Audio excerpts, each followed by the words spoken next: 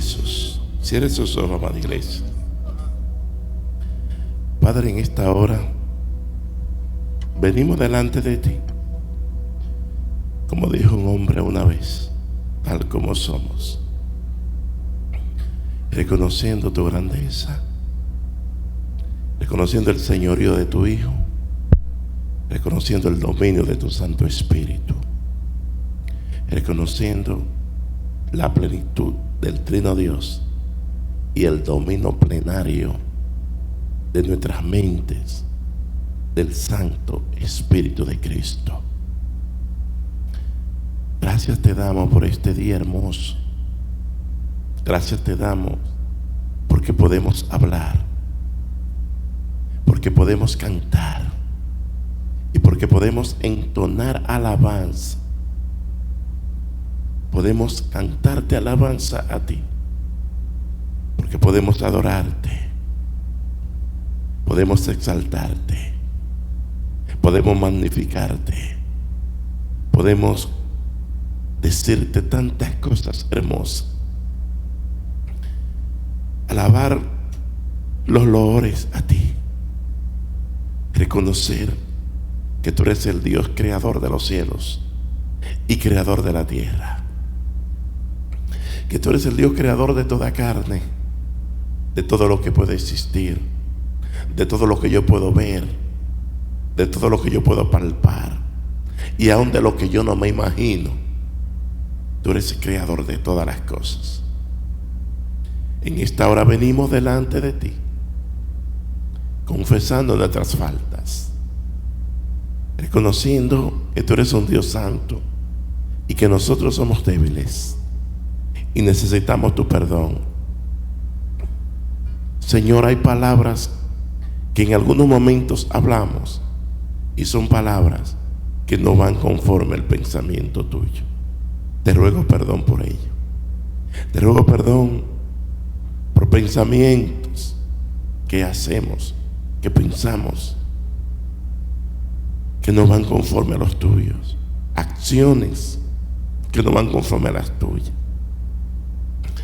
Padre, y no solamente la nuestra, sino aún aquellos o aquella que se han cometido alrededor nuestro, te pedimos perdón. Te pedimos perdón por los pecados cometidos en esta ciudad. Te pedimos perdón por los pecados cometidos en esta nación. Te pedimos perdón por los pecados que cometemos, los que componemos este mundo. Te pedimos perdón, Dios amado, como sacerdote que somos tuyos. Nosotros venimos delante de ti intercediendo a favor de nuestros hermanos, intercediendo a favor de nuestra iglesia, intercediendo a favor de nuestra nación, intercediendo a favor de los congéneres que componen este mundo juntamente con nosotros. Te pedimos perdón, te pedimos que siga extendiendo tu misericordia a favor de nosotros, que siga extendiendo tu misericordia a favor de aquellos necesitados. Mira, aquellos que están enlutados. Yo te presento a Anthony en medio de esa tragedia que le ha pasado, para que tú lo fortalezcas, para que tú tengas misericordia de él, para que tú le dé vigor, para que tú le dé fuerza, para que él no tome el camino equivocado, para que él no trate de renunciar a la vida, para que él continúe pensando en ti y para que él torne esa tragedia en bendición para sí. Padre, en el nombre de Jesús, fortalece esa familia. Padre, en el nombre de Jesús, ayuda a esa familia. En el nombre de Jesús, protege esa familia de toda emanación infernal, sabiendo, mi Rey amado, que cuando esos espíritus de homicidio quieren imperar en medio nuestro, muchas veces como el efecto del dominó, que quiere seguir llevándose y matando más y más personas. Padre, en el nombre de Jesús, te ruego para que tu misericordia nunca abandonen a ese hombre, nunca abandonen esa familia, y no solamente a favor de él, sino a favor, Dios amado, de todo aquel que esté en esa misma condición. Te ruego por los que están en los hospitales, te ruego por aquellos que están enfermos. Mira el padre de Marta, mira Dios del cielo, el padre de Camalqui, mira Dios amado, aquellos que están enfermos y que necesitan tu mano sanadora. En el nombre de Jesús, Señor. Padre, en el nombre de Jesús, fortalece la iglesia, aviva la iglesia, activa la iglesia, Levanta la iglesia. Levanta la iglesia. Levántala. Dale fuerza a tu pueblo. Dale fuerza a tus hijos. Dale fuerza. Bendice cada miembro integrante de tu casa. Bendice todo aquello que componen y que toman parte en el cuerpo tuyo, que son órganos vivos de tu cuerpo, que son órganos vivos de tu cuerpo, que son miembros activos de tu cuerpo. Bendícele en el nombre de Jesús. Bendice tu cuerpo, Señor. Bendice donde quiera que hayan 2 o 3 reunidos en tu santo nombre. Bendice. Bendice a aquellos que están confesando tu nombre. Tú conoces, Dios amado, lo que confiesan tu nombre conforme a lo que establece tu palabra y conforme al espíritu de tu palabra. No lo conozco, no lo conocemos como humanos, pero tú sí conoces. Tú eres el que pesa nuestras acciones, tú eres el que pesa nuestros corazones, tú eres el que pesa nuestras intenciones, tú eres el Dios de todo saber. Gracias, Jesús. Gracias. Gracias. Amén. Te puedes sentar, amada iglesia. El coro también lo puede hacer. Y si pueden prender las luces, creo que no está mal. Gracias.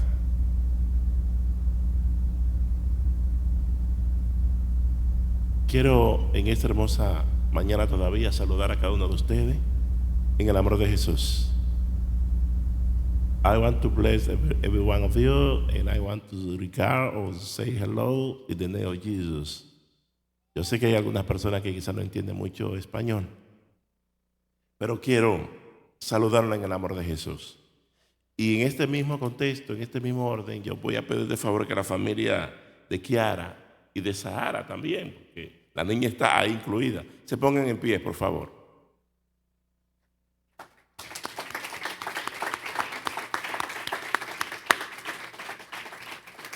Kiara, tremendo fan que tiene la niña.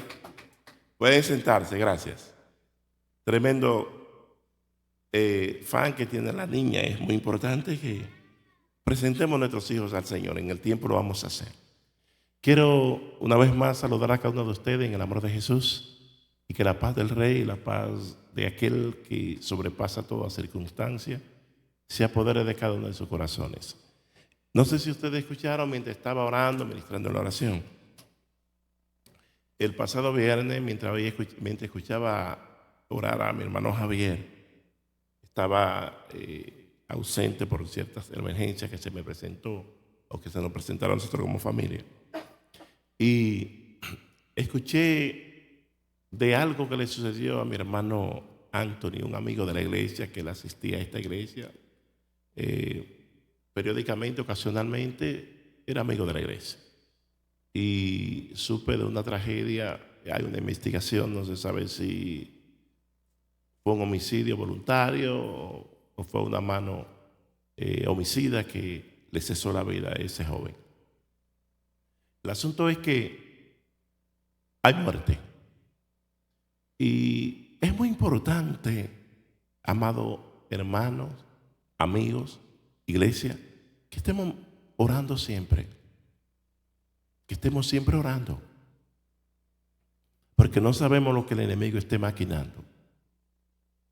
Cuando nosotros oramos al Señor, el enemigo puede maquinar lo que maquine, pero Dios, cuando usted está tocando la puerta de su regazo, de su presencia, Él siempre está presto al clamor de cada uno de sus hijos. Él está presto.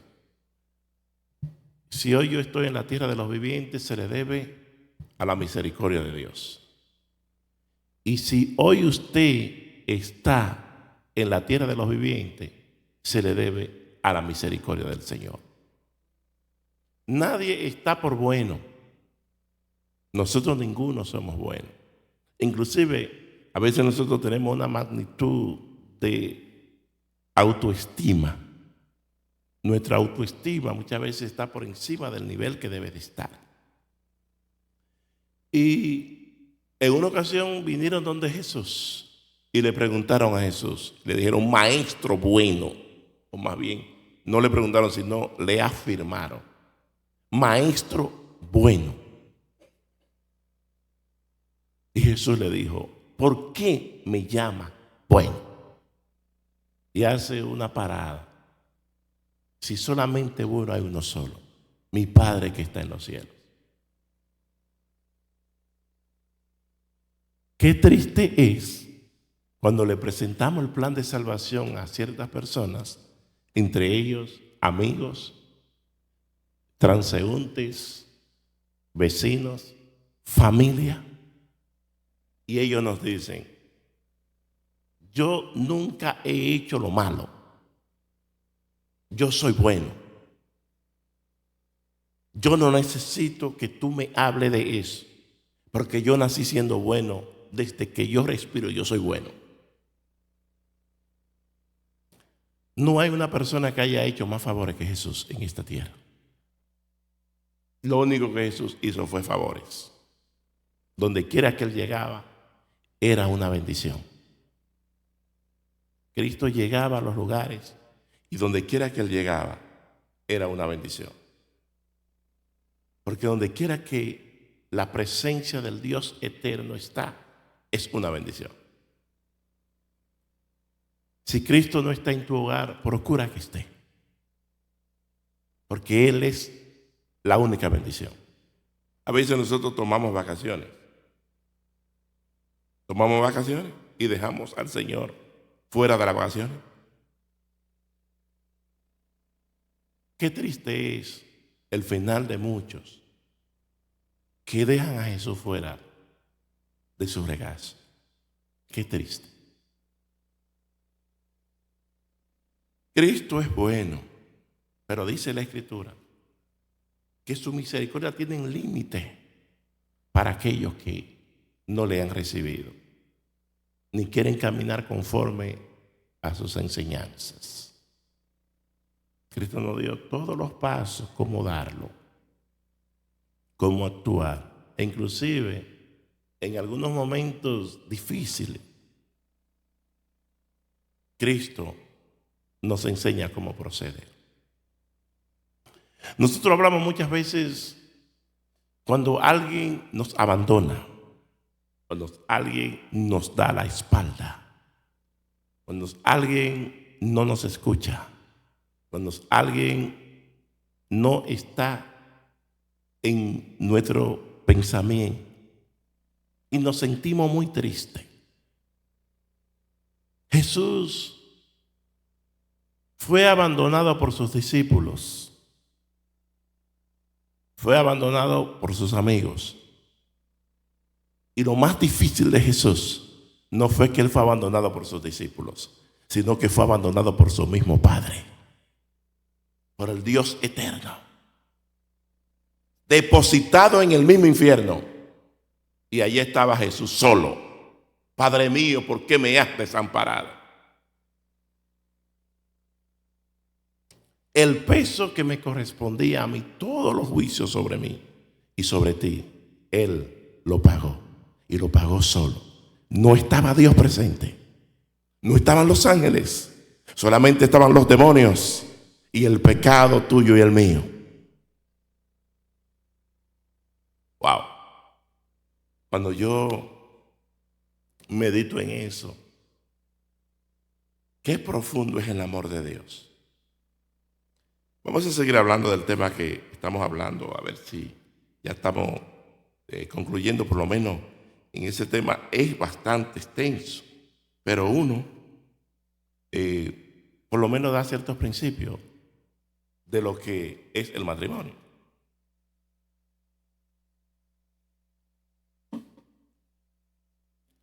Hablamos de los principios, o más bien de los principios que nos muestra el capítulo 2, verso 24 del libro de Génesis y verso 25, que son principios que debemos mantenerlo claro en lo que es nuestra relación, no solamente dentro de la relación del matrimonio, dentro del contexto conyugal, sino más bien nuestra relación interpersonal. Debemos mantener ciertos principios para mantener una amistad con mucha durabilidad, con una durabilidad eterna. En el versículo 24 y versículo 25 encontramos los 4 principios y voy a hablar del cuarto en este hermoso día. Y nos dice así, en el nombre del Padre, del Hijo y del Espíritu Santo, la voy a leer. Por tanto, dejará el hombre a su padre y a su madre y se unirá a su mujer y serán una sola carne. Y estaban ambos desnudos, Adán y su mujer, y no se avergonzaban. En el principio de separación, vemos que es un principio para la salud del matrimonio, que es donde dice la Escritura, dejará el hombre a su padre y a su mujer, a su padre y a su madre y se unirá a su mujer. Cuando usamos la lógica, cuando nos trasladamos allá atrás, Adán y Eva no tenían padre, no tenían madre biológico. No tenían padre ni tenían madre. Significa que cuando la Escritura nos dice dejará a su padre y a su madre, es para nosotros. Es una Escritura que está establecida para que nosotros la obedezcamos. En el principio de separación, vemos que muchas veces cuando hay una tercera persona en una relación conyugal o una relación matrimonial, hay problema porque las opiniones de una tercera persona muchas veces tiene parcialismo. Cuando la persona tiene su padre o su madre viviendo consigo, y por favor no me vaya a malinterpretar porque hay casos que se dan y es temporariamente. Nosotros necesitamos la ayuda de papá y de mamá temporariamente. Tiene su tiempo, pero eso tiene su tiempo temporario, que no es por todo el tiempo. ¿Entendemos? Para que no nos sentamos ofendidos lo que estamos viviendo en esa posición o en esa situación. Porque todos hemos pasado por eso. Cuando hay una tercera persona, casi siempre el que tiene sangre de uno de los cónyuges se inclina. Hay padres que reconocen que alguien está mal y no se inclinan a la sangre, sino se inclinan al que está correcto. Pero no todos son así. Pero es importante que cada uno entienda que en el principio de separación se necesita que usted desarrolle su estado de independencia y se vaya desarrollando y vaya cultivando su carácter, ya que el matrimonio es como cuando usted toma la plata o toma el oro y llega brusco y se van, dice la Escritura que filo con filo se aguzan, se van afilando, porque cada uno de nosotros llegamos con una posición o más bien con un temperamento y el Señor va formando su carácter y su personalidad dentro del matrimonio, porque yo llego con una formación de mi hogar y mi esposa llega con la formación de su hogar. Ahora se necesita el factor humildad.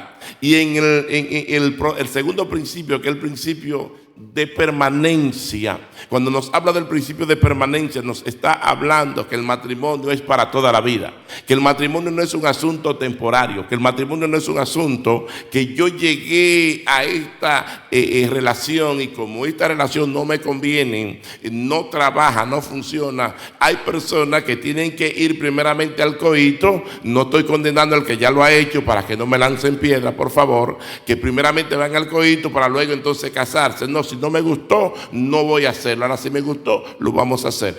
Ese no es el modelo que establece la Escritura. Ese no es el modelo que establece la palabra. Ese no es el modelo que Dios establece. El modelo que Dios establece es que nosotros debemos de guardarnos y cuidarnos porque nuestro templo es templo y morada del Espíritu Santo. Y en el principio que tratamos en el domingo pasado, que es el principio de insustituible, que es el principio de que los dos serán una sola carne, en ese principio que nos está hablando del coito sexual, no se puede sustituir, nadie puede sustituirme a mí, ni nadie puede sustituir a mi esposa. a aquellos que están casados. Porque cuando hay un sustituto, entonces eso es fornicación y es adulterio. Y el adulterio y la fornicación, nos dice la Escritura, que la ira de Dios viene sobre ellos, porque la fornicación es un acto donde el cuerpo actúa, y como el cuerpo tuyo es templo del Espíritu Santo, tu cuerpo está uniéndose a una ramera o se está uniendo a un ramero, y como eso sucede, entonces el Espíritu de Cristo se contamina y también Dios se contamina y vienen los juicios de Dios sobre ti. Es lógico que el Espíritu Santo no se va a contaminar, ni Cristo tampoco. Entonces eso es serio. Por ello tenemos que tener cuenta que cada uno de nosotros tenemos que cumplir con nuestro deber para evitar la fornicación, para evitar ese problema. Hay un enemigo acérrimo del matrimonio. Hablé de varios principios: el orgullo,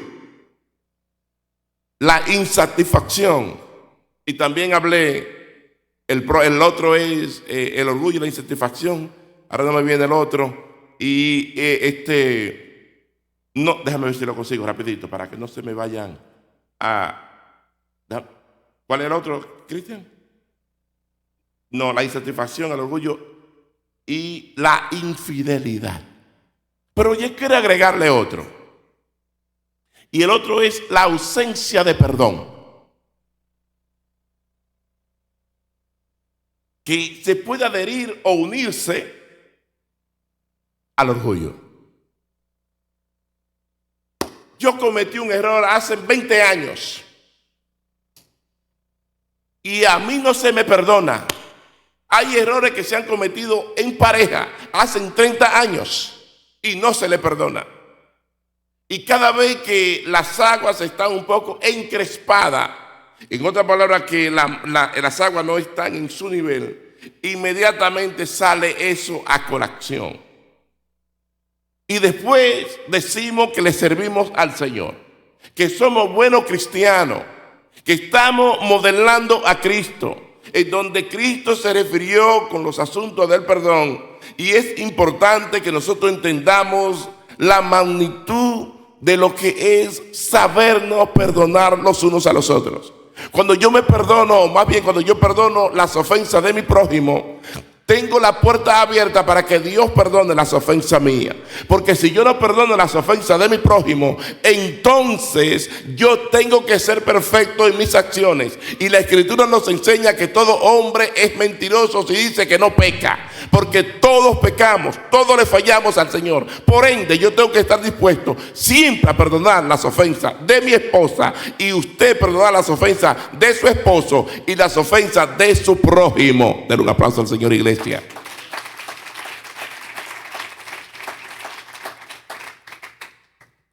Yo señalo el perdón y algunas ofensas, como cuando los accidentes. Los accidentes, nosotros tomamos, estamos manejando un vehículo y hay accidentes que son accidentes de un choque sencillo. Wow, me abolló el fender o el guardalodo, parte del frente, se le cayó o se abolló el cover bumper, el bumper, pero yo puedo seguir manejando. Lo único que no va a lucir bonito, pero el vehículo puede seguir sin problema. Así hay ofensa. Papá se arregló, pero hay ofensa que hay que llevar el vehículo, más bien accidente, que hay que llevar el vehículo al taller. Y que no se puede manejar porque el vehículo está casi pérdida total.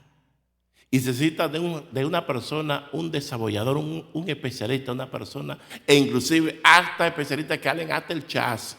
Porque fue tan fuerte el accidente que se necesita tiempo para restaurar ese vehículo. Que se necesita tiempo para arreglar ese vehículo.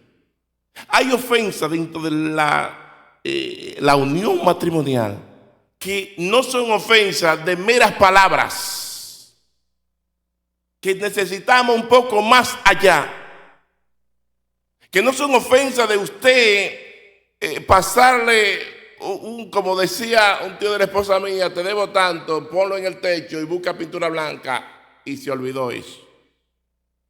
Creo que hay que ir un poco más allá. Cuando hay ofensas de magnitudes de infidelidad, de mentiras profundas, de asuntos donde el vehículo también que divide el matrimonio es la mentira. Porque cuando usted se acostumbra a hablarle mentira a su esposo o a su esposa, entonces no hay credibilidad en tus palabras. Nadie te va a confiar secretos. Y por ello que quiere hoy hablar del último y cuarto principio, que se llama el principio de intimidad. ¿Cuál es el principio que vamos a hablar hoy? Principio de intimidad. Es una tarea que no se puede evitar. La intimidad. Nosotros vemos que hay una iglesia en el Apocalipsis, que es la primera iglesia que se le escribe esa carta a la iglesia de Éfeso.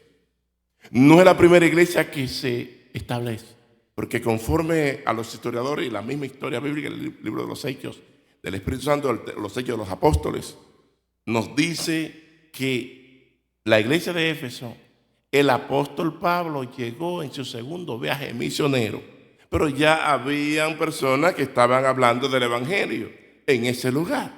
Algunos acuñan a Apolos, que llegó, aunque él no estaba claro en los asuntos del Espíritu Santo, pero otros dicen que fue Aquila y Priscila. Pero el asunto es que el apóstol Pablo duró un tiempo bastante largo en ese lugar. Y fue una iglesia que se le enseña la Escritura, en donde los grandes expositores de la Escritura pasaron por ese lugar. Donde pasó Apolos, un gran expositor y un gran hombre con una elocuencia excelente. Donde pasó Aquila y Priscila, donde se estableció el apóstol Pablo. Donde fue pastor Timoteo, donde fue pastor también el apóstol Juan. Y donde estaban la escuela teológica, donde se enseñaba la Escritura tal como era. Pero en el Apocalipsis vemos un punto importante que nosotros debemos de notar lo que sucedió en ese lugar. Vemos claramente que el Espíritu Santo, más bien Jesús le dice, escribe al ángel de la iglesia: yo soy la estrella resplandeciente, yo soy el que tiene la llave de las 7 estrellas y los 7 candeleros. Las 7 estrellas está hablando de los 7 mensajeros o los 7 pastores. Los 7 candeleros está hablando de las 7 iglesias, y está hablando del tiempo, de todo el tiempo, la estadía de la iglesia en esta tierra. Y por ello son 7 iglesias, y Dios habla del número 7 porque 7 es el número de plenitud. Y al ser un número de plenitud, eso no está hablando de la plenitud del tiempo de la iglesia. Ahora bien, el punto no es ese. Debemos ver el punto que nos habla la Escritura, y nos dice que esa iglesia, Jesús le dijo: yo conozco tu trabajo, yo conozco tu esmero, yo conozco tu esfuerzo, yo conozco tu insistencia, pero tengo unas cuantas cositas contra ti, que ha dejado el primer amor.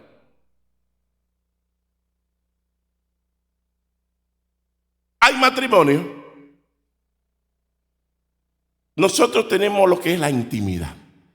La intimidad es cuando usted es una persona que se abre, una persona que tiene, es más, déjame ver que hasta yo lo busqué aquí. Intimidad, relación de amistad y muy estrecha y de gran confianza. Aspecto inferior o profundo de una persona que comprende sentimientos, vida familiar o relaciones de amistad con otras personas. Eso es intimidad, relación, amistad con estrecha y gran confianza. Cuando hay intimidad, hay confianza. Usted se abre.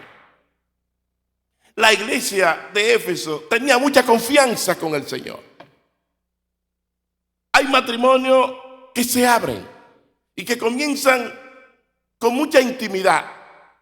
Por ello es cuando dice el último principio del capítulo 2, nos dice que estaban desnudos y no se avergonzaban. Porque es en la intimidad, estaban ambos desnudos, Adán y su mujer, y no se avergonzaban. La desnudez nos habla de intimidad. El mostrar las partes íntimas es irrespetuoso. Y irrespeto, es decir, irrespetuoso y respeto a Dios. Al violar el cuarto principio de intimidad, el matrimonio, el modelo original o divino, se debe tener pendiente la intimidad. Por medio de la intimidad nos mostramos tal como somos, nuestros defectos, nuestras virtudes.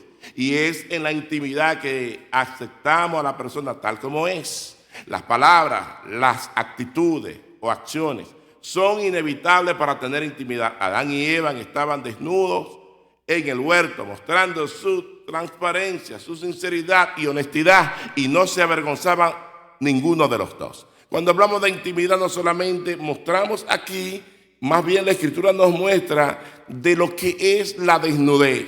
En la desnudez, usted sabe que cuando usted es casado, usted es una persona que está en el traje de Adán juntamente con su compañera, y ninguno de los dos, a puerta cerrada, ninguno de los dos se avergüenza. Los dos saben los defectos que tienen, los dos saben las partes íntimas, los dos conocen todo, porque esa es la expresión que nos enseña la Escritura. Ahora bien, debemos de entender que no se queda ahí. Que cuando hablamos de intimidad no estamos hablando solamente de intimidades físicas, sino que hay algo más profundo. Por eso es que cuando usted es una persona que tiene amistad profunda con alguien, usted, cuando alguien abrió el corazón y lo traiciona, es porque ha violado el principio de intimidad como amigo. Y por eso es que cuando el hombre y la mujer se va con otra persona y abre la intimidad del matrimonio, hay problemas, y problemas serios.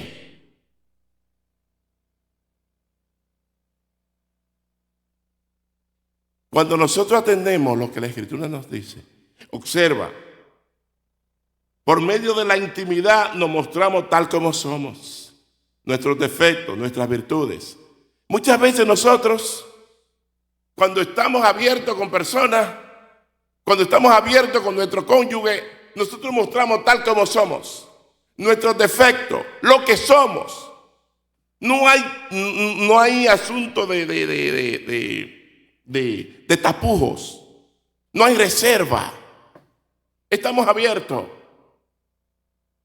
Y por eso es que cuando usted expone ciertas intimidades que ya usted está claro, entonces se conoce como algo, una deshonra, una deslealtad.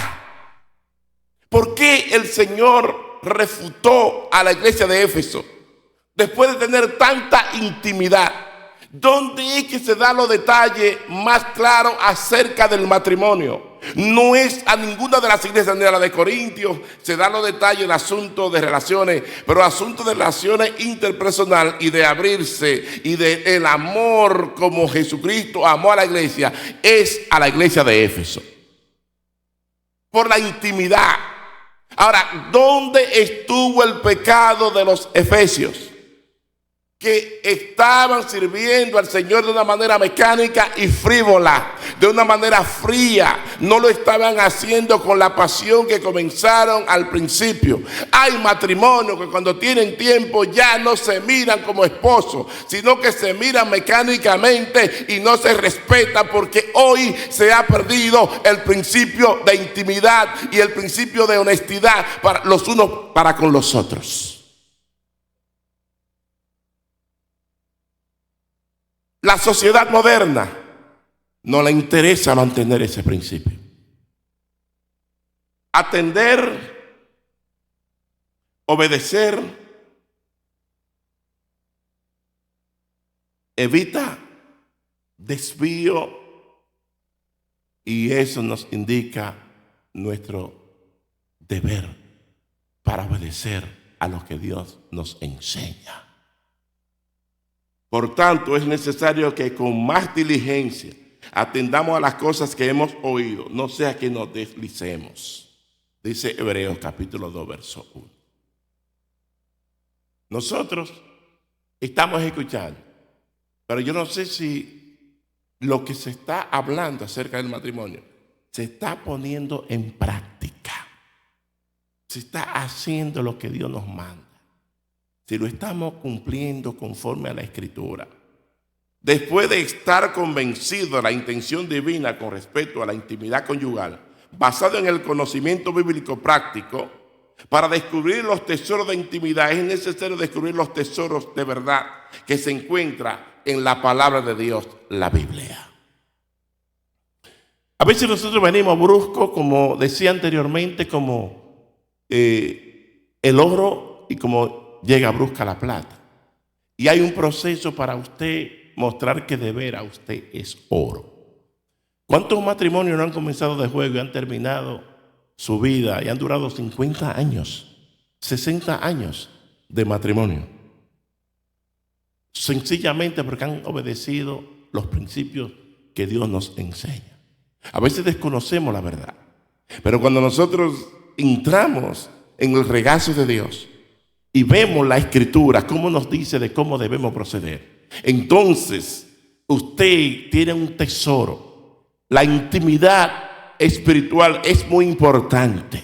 Lo más importante que necesitamos para nosotros poder proseguir y poder triunfar en nuestra relación, tanto matrimonial como interpersonal, necesitamos tener una investigación y tener intimidad con Dios, tener una intimidad con el Espíritu Santo. Hay parejas que no tienen intimidad con Dios unido, tienen que estar en el mismo espíritu, tienen que mantener la unidad del espíritu. Hay parejas que no pueden mantener la unidad del espíritu porque nunca uno de ellos ha sido cristiano. No puede mantenerla. Ahora, la Escritura no da la respuesta al respecto. Si tú tienes un creyente, un hermano, perdón, tu esposo o tu esposa, no le sirve al Señor, la Escritura te dice no la abandone. Si el esposo consiente vivir contigo en ese estado, no lo abandone. Si consiente la esposa vivir contigo en ese estado, no la abandone. Ahora, hay otra intimidad que hay que guardarla, que es la intimidad emocional.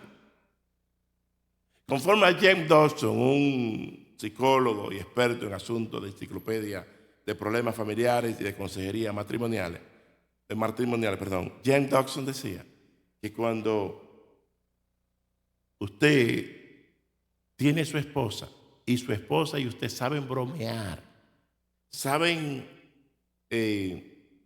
tener ciertos relajitos sencillos, es porque hay una intimidad emocional.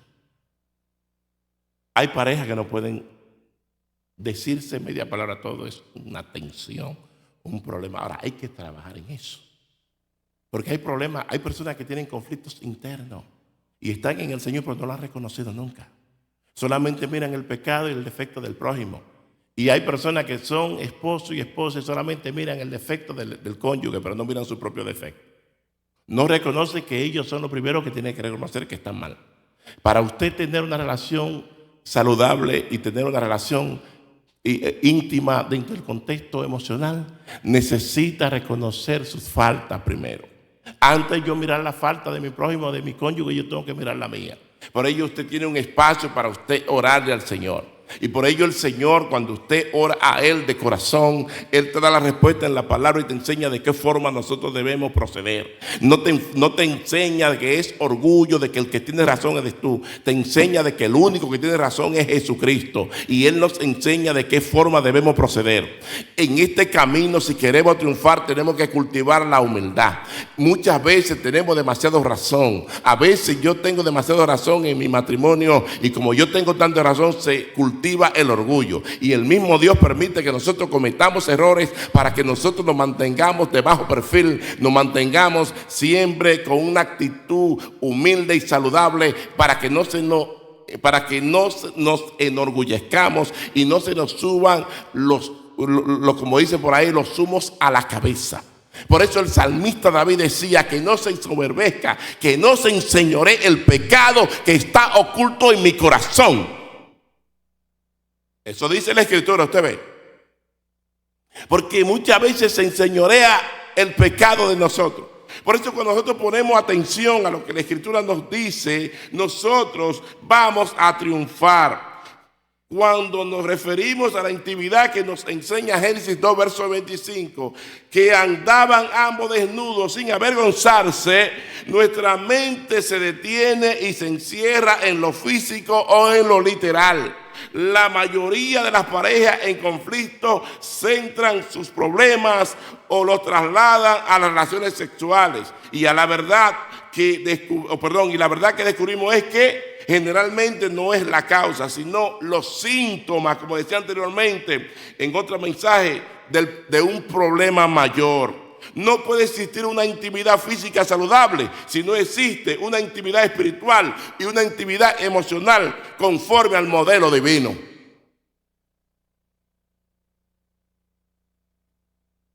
Hay ofensas de palabra que son peores que ofensa física. Una ocasión, una persona me habló a mí, una cristiana, que una hermana biológica le dijo algo fuerte y se burló abiertamente de ella. La joven era cristiana, la persona era cristiana, pero la hermana no.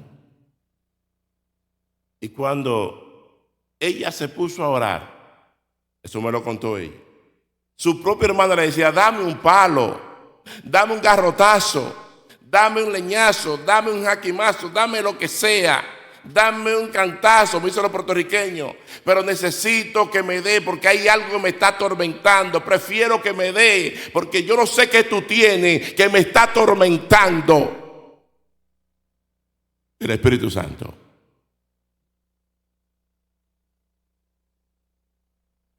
No fue a la hermana de la joven que se ofendió, fue al Espíritu Santo. Y hay palabras que no es a la persona que usted ofende, es a Dios.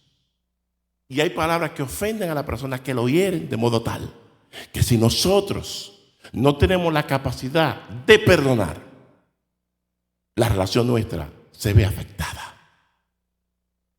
Pedro dijo que todos ofendemos en palabra. Todos hemos cometido errores fuertes en ese área. Todos le hemos fallado al Señor. Y en el asunto del matrimonio es difícil. Es fácil irse al coito con una persona. El unirse con alguien no significa que son una sola carne, porque eso es pecado. El unirse con alguien en pecado no es aprobado por Dios.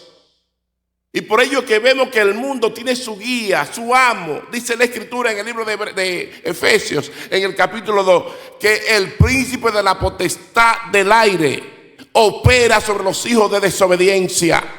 Y por ello es que vemos que cuando hablamos de matrimonio es como hablar de un anacronismo. Y me explico. El anacronismo es algo que está a destiempo, que está a desuso, que no es un uso correcto, que no es el tiempo de usarse. Y hoy vemos que el guardar los principios divinos es algo que no está en tiempo, sino a destiempo. Cuando hablamos de fidelidad, cuando hablamos de integridad, cuando hablamos de intimidad, inmediatamente el que está afuera se quiere burlar de uno, porque ellos dicen allá: tú, buen loquito viejo, buena loquita vieja, arcaico, arcaica.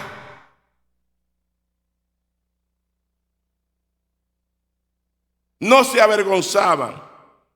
Nos muestra el por qué nosotros, los humanos, debemos vestirnos o ponernos ropa. Porque usted, antes de el hombre caer, vemos que el hombre, Adán y Eva, andaban, como decimos, un paralelo, en el traje de Adán. Andaban desnudos y no se avergonzaban. No se avergonzaban. Andaban desnudos. Y olvídense de eso, que no se trajo como consecuencia el pecado, que trajo la vergüenza.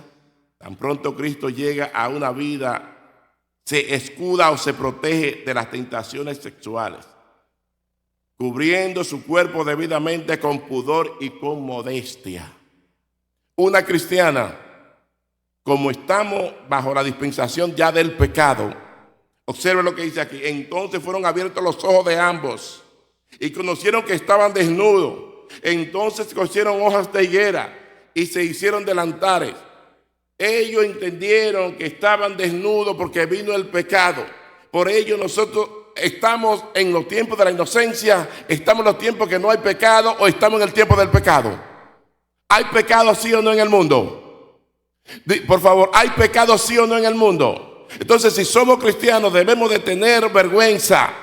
Como Adán y Eva se dieron cuenta de que estaban desnudos, inmediatamente ellos trataron de justificar su posición. Ellos trataron de cubrir su vergüenza, pero el único que cubre nuestra vergüenza es Dios.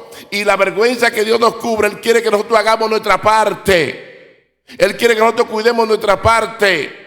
Es por ello que usted como esposo y como esposa, usted tiene que cubrirse. Y la parte indecorosa suya, que cuando hablamos de desnudo estamos hablando de la parte sexual, los órganos genitales, usted tiene que cubrirlo. Porque si lo descubrimos, usted está mostrando la vergüenza de su esposo o de su esposa. Denle un aplauso al Rey, iglesia.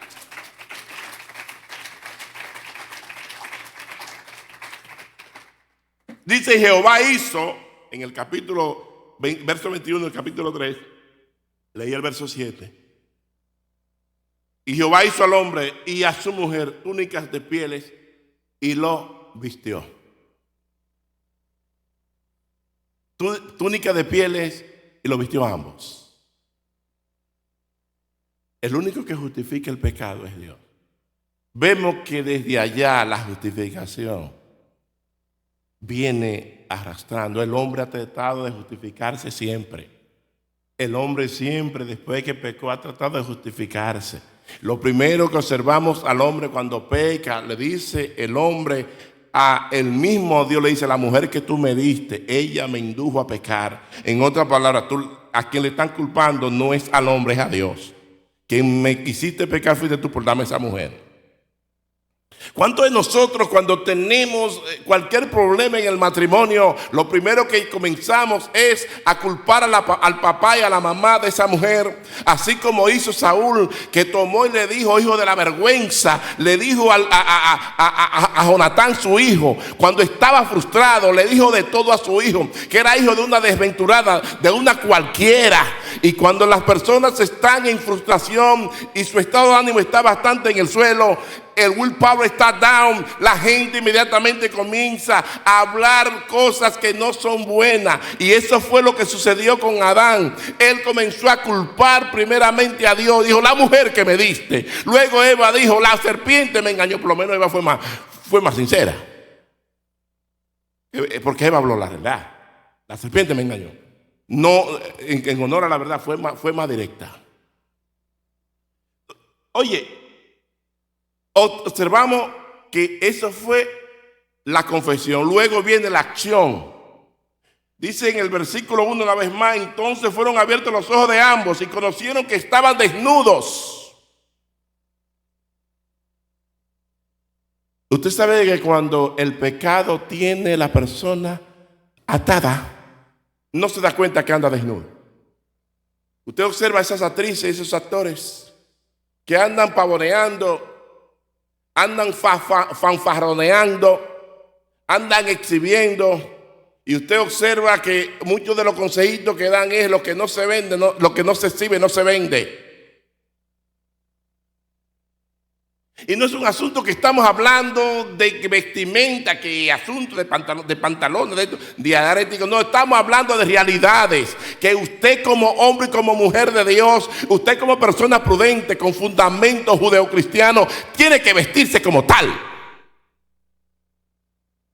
Porque hay gente que vienen, yo conozco personas que para ponerse un pantalón hay que buscar aceite de culebra y aceite de esos, un aceite eléctrico que hay, y tienen que venir dos personas al lado, porque hay que hacer primeramente push-up y de todo para poder quitarle los pantalones. Le llaman lo matemático. ¿De dónde es el término? Los famosos matemáticos. Porque con eso te suma, resta y hace de todo. Estamos hablando de asuntos que nosotros estamos ofendiendo la sociedad. No, estamos hablando de la realidad, lo que enseña la Escritura. todo decente es muy bonito. Pero hay otro extremo que todo es malo, que hasta arreglarse el pelo es malo, que el vestirse es malo. Inclusive ni los colores, nada de eso tiene nada de malo, pero tenemos que estar claros en lo que estamos en esta tierra. Aparte de la desnudez, mostrar vergüenza a través del Viejo Testamento muestra debilidad, necesidad y humillación. Cuando usted, muchas veces la Escritura nos muestra que cuando usted está desnudo, en algún momento muestra humillación, en algún momento usted muestra vergüenza, en otro momento usted muestra también debilidad. Por ejemplo, cuando Job fue atacado por el mismo enemigo, por el mismo diablo, dice la Escritura que Job dijo: salí desnudo del vientre de mi mamá y vuelo desnudo. Y dijo: y Jehová quitó, sea el nombre de Jehová bendito. Dijo: desnudo salí del vientre de mi madre y desnudo volveré allá. Está hablando de su debilidad. Este hombre se sentía débil y volvía para atrás con la misma debilidad que nació. Y usa el término desnudo. Ahora, en Deuteronomio, o más bien en Deuteronomio 28, verso 28, nos habla de lo que es la humillación. Cuando usted, muchas veces, hay personas que lo han atracado y le quitan los zapatos, tenis, la ropa, y lo dejan desnudo. Es una humillación. Deuteronomio 28, 48 nos dice de un castigo que le llegó al pueblo de Israel por ello haber desobedecido la ley de Dios. Dice: servirás por tanto a tus enemigos que enviaré Jehová contra ti, con hambre y con sed y con desnudez y con falta de todas las cosas, y él pondrá yugo de hierro sobre tu cuello hasta destruirte. Cuando estamos desnudos, muchas veces el enemigo nos quita nuestros bienes, el enemigo nos conquista, el enemigo nos quiere humillar. Y hay personas que andan muy paupérrimamente. La pobreza es de Dios, pero lo que es los asuntos de cuando hablamos de la miseria, eso es del diablo. Ningún cristiano es miserable. Porque la Escritura es clara, dice: joven fui y he envejecido, decía el salmista, y no he visto justo desamparado, ni su descendencia que mendigue pan. El hombre que piensa en Dios siempre, Dios le tiene siempre su alimento. Dios le tiene siempre su vestido, Dios le tiene siempre le tiene su abrigo, le tiene su salud, le tiene su techo. El hombre que piensa en Dios.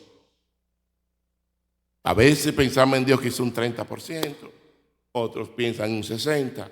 Otros piensan un 100%, pero usted piensa en Dios. Todos pensamos en Dios. Entonces, la humillación es por nosotros ser desobedientes.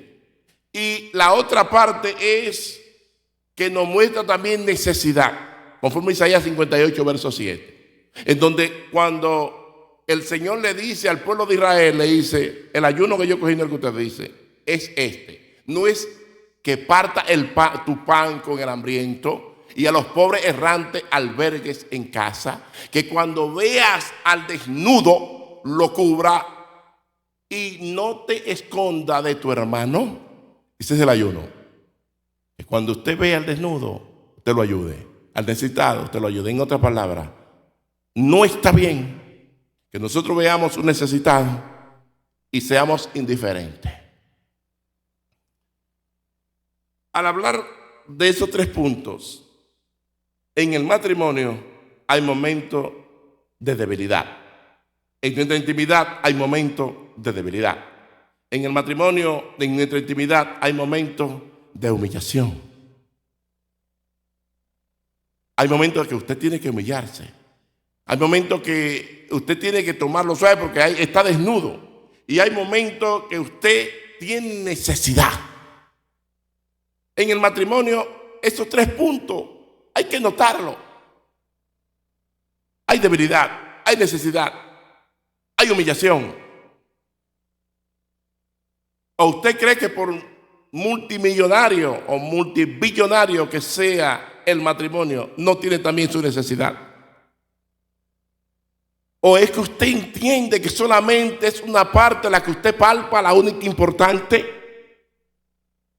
¿O usted cree que el matrimonio solamente es coito sexual? El matrimonio es más que eso. Lo que he mencionado es complemento de lo primero. Esos grandes multimillonarios tienen problemas en el matrimonio, pero problemas más grandes que lo que tiene una persona normal. Y no están tranquilos. Aún la misma escritura dice que el rico no puede dormir porque su riqueza no lo deja dormir. Su preocupación extrema no lo deja dormir. Esos grandes, famosos y billonarios no caminan como usted y yo caminamos por cualquier calle, no importa cuál sea. Amsterdam, San Nicolás, Broadway, cualquiera de ellas. Caminamos y nos detenemos en cualquier restaurante y si tenemos hambre comemos sin problema. Ellos tienen que mandar a alguien adelante y tienen que preparar el terreno porque no están tranquilos, no están seguros, porque tienen miedo de los que los kidnapen. En otras palabras, los rapten.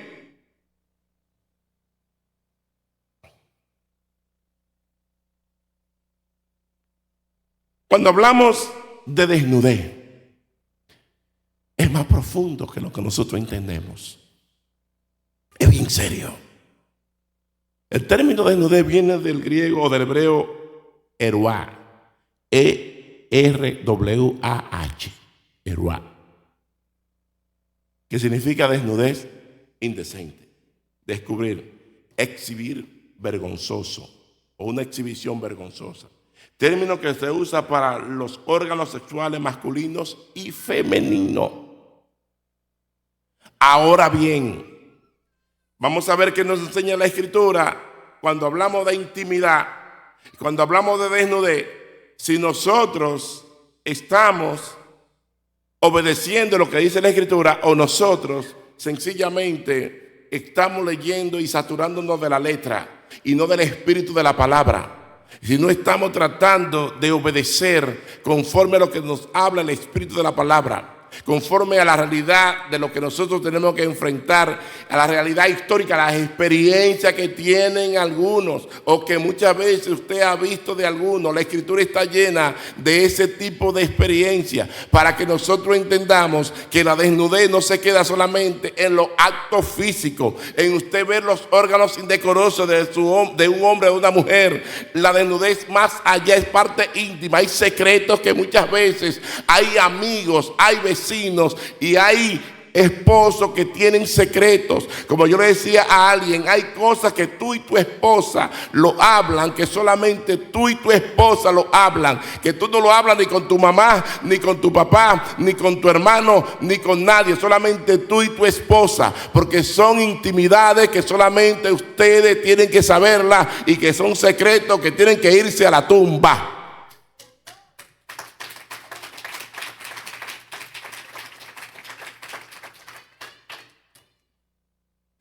Hay secretos entre padres e hijos. Hay secretos entre familiares, entre familias que tienen que tenerse muy en cuenta.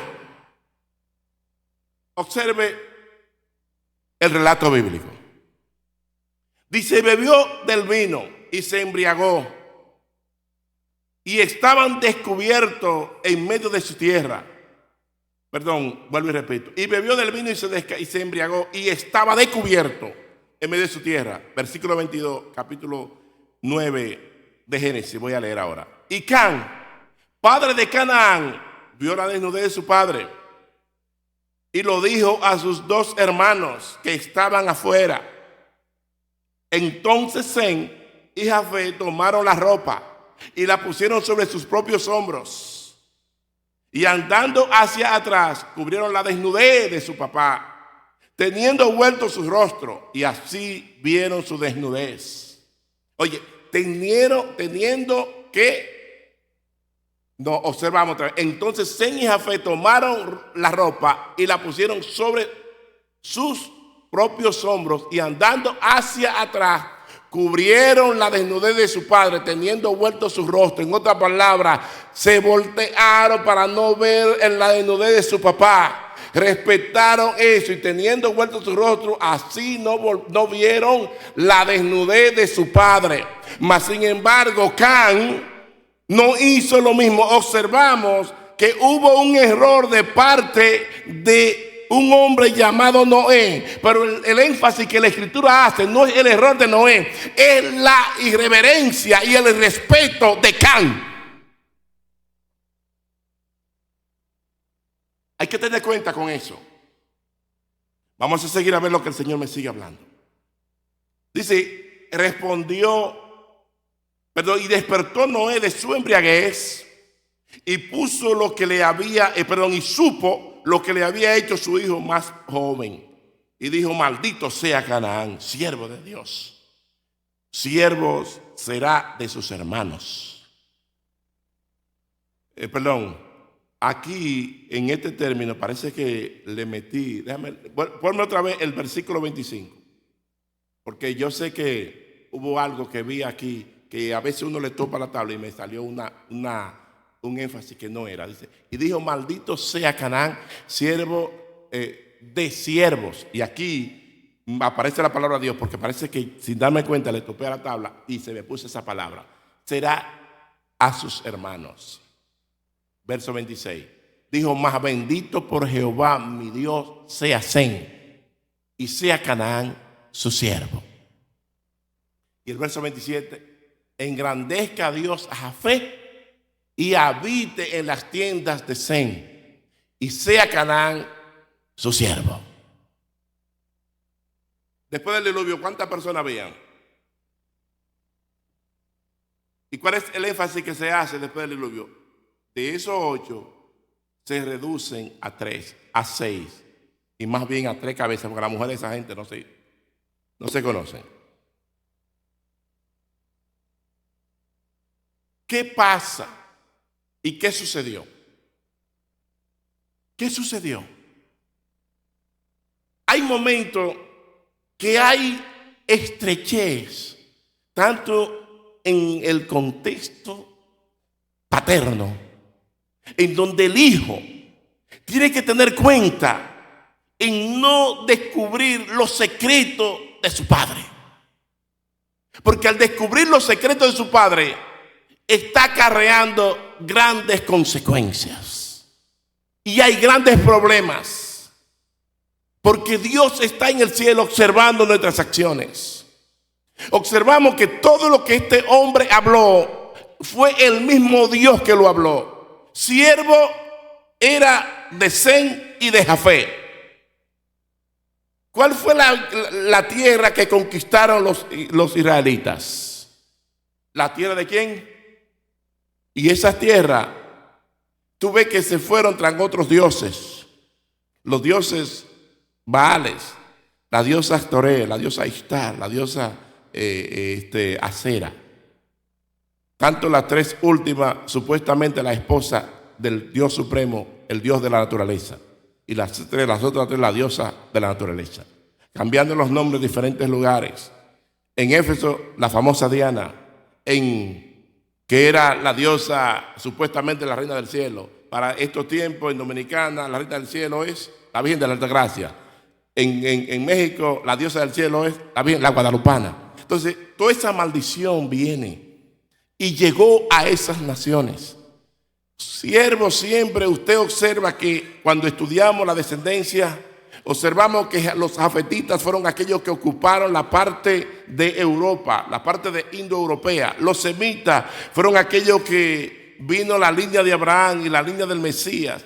No sabemos si uno tiene alguna combinación, pero no solamente nos podemos detener que cuando nos vamos a la línea de África son los camitas, y claramente nos habla, Lamentaciones nos habla de por qué muchas veces la piel nuestra tez se convierte en oscura, y cómo los asuntos de evolución dentro del contexto étnico se van formando, se van desarrollando y porque usted se pregunta dónde vienen los chinos, por qué la raza amarilla, por qué la raza blanca, por qué la raza negra. Entonces hay diferentes razas. Si solamente fue un solo hombre y solamente fue una sola mujer, Dios puede tener mucho mejor explicación que cualquier teólogo y que mi persona. Pero yo sí sé que existe porque lo vemos.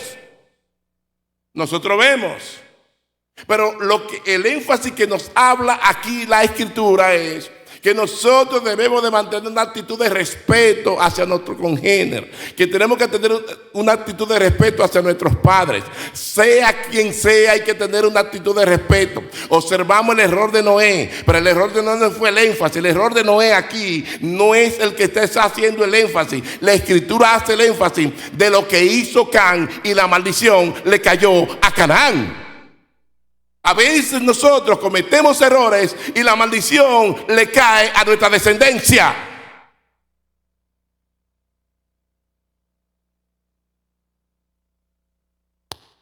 Hay demasiada teología ahora mismo, pero hay una realidad. Hay una realidad. Los errores de los países que nosotros, por ejemplo en Haití, los padres que fundaron esa nación, observamos que se han dedicado al budismo. Todo el tiempo el vudú y el vudú. Y vemos esas tierras que son áridas, que son tierras malditas, que son tierras donde Dios no está y solamente se piensa en traición y en traición e ingratitud. No hay gratitud. Ahí se le puede dar a quien sea y son como los gatos, y perdónenme la expresión. Cierran los ojos para no mirar quién le dio, para no ni siquiera darle la gracia. Terrible. Usted tener que hablar así de un congénere suyo, de un vecino suyo, porque la maldición de Dios está sobre ellos por haber abandonado a Dios. Y eso es lo que vemos, que esa maldición viene desde allá. Siervo de tu hermano. En otra palabra, ese tipo de esclavitud viene de allá, desde esa maldición. La desnudez te muestra la verdad moral. Cuando tú descubres tu desnudez, tú estás mostrando la verdad. El Señor era muy estricto con los sacerdotes en los tiempos pasados. E inclusive era tan estricto que cuando el sacerdote subía a ministrar, el Señor le dijo: mira, no subirás por gradas a mi altar para que tu desnudez no se descubra junto a él, junto al altar. En el capítulo 20, verso 6. Usted sabe que los asuntos de los podios se hacía un alto. Inclusive en República Dominicana, en el secularismo, se dice que uno de los cantantes seculares, de esos merengueros de Perico Ripiao, él se dio a conocer, era un fenómeno en ese asunto en su tiempo, y él fue el primero que comenzó a preparar tarima para estar en un lugar más alto, llamado Tatico Enrique. Él fue el primero que comenzó a preparar tarima, que él era muy ingenioso. Y él subió a la tierra para estar en un alto. Por ello usted, tanto un sacerdote como una sacerdotisa que esté ministrando, hay que tener cuenta para no descubrir la desnudez. Porque mostramos nuestra verdad moral. Mostramos nuestras partes íntimas. Y también la desnudez nos muestra nuestras partes íntimas en el contexto de lo que hay en el corazón. Yo he sido abierto, dicen algunas personas. Yo me he desnudado delante de esa persona. Me desnudé delante de fulano. Me desnudé delante de mengano.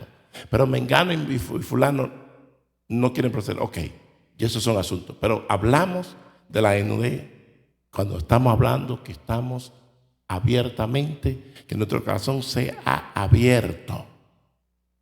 Que nuestro corazón se ha abierto. La desnudez descubre las partes indefensas y débiles. Dice aquí: entonces se acordó José de los sueños que había tenido acerca de ellos y les dijo: espías sois por ver lo descubierto del país habéis venido, eso le dijo a sus hermanos. Pero José les dijo, no, para haberlo descubierto del país, habéis venido, en Génesis 42, verso 9 y verso 2. ¿Por qué uso esa palabra? Porque es la misma palabra que se usa en Génesis 2, verso 21 al 27, donde menciona el término desnudez. La misma palabra, eruá, es la misma palabra de desnudez que se está usando. Conforme a esa es la Reina Valera. Ahora, la Reina, Génesis 42, 9 y 12, en la Biblia de las Américas nos dice lo siguiente.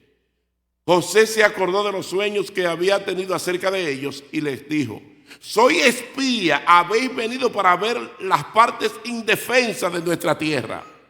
Pero él les dijo, no, sino que habéis venido para ver las partes indefensas de nuestra tierra. Lo dijo 2 veces.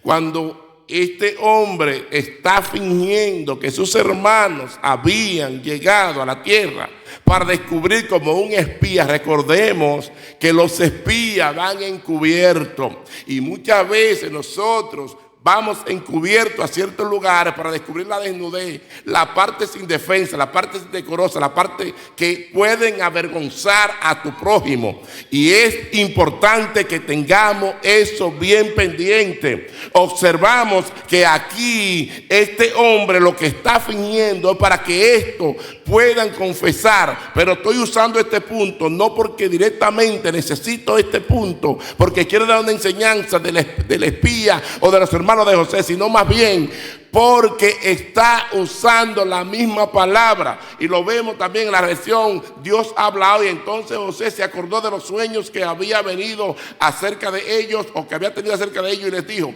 ustedes soy espía, solo vienen a ver cuáles son los puntos débiles del país. Y muchas veces nosotros tenemos personas que van a nuestro matrimonio, que van a nuestras casas, que van a nuestros lugares para descubrir las partes débiles de uno, para luego salir y avergonzarlo. Pero el Dios del cielo está observando cada una de nuestras acciones.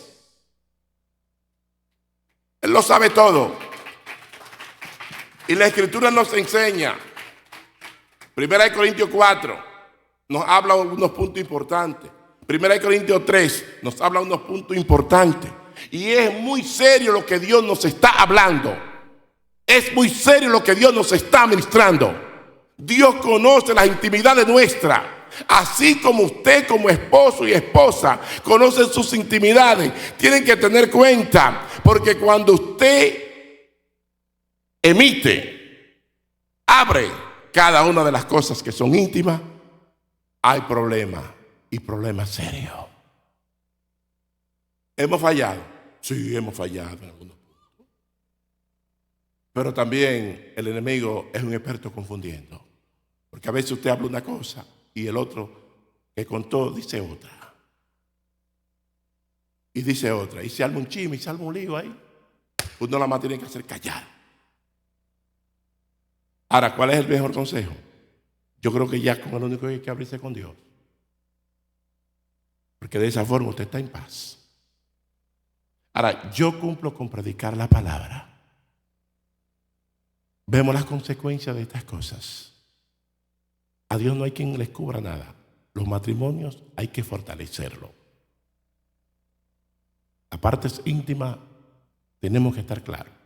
No solamente se queda en el contexto físico, sino que va más allá. En lo íntimo, estamos hablando de una intimidad espiritual, de una intimidad física, y hay que descubrir la verdad. Es el tesoro más grande que podemos tener, que la verdad divina mora en nuestros corazones, que el temor divino mora en nuestros corazones. Se dice de un explorador, con esto concluyo.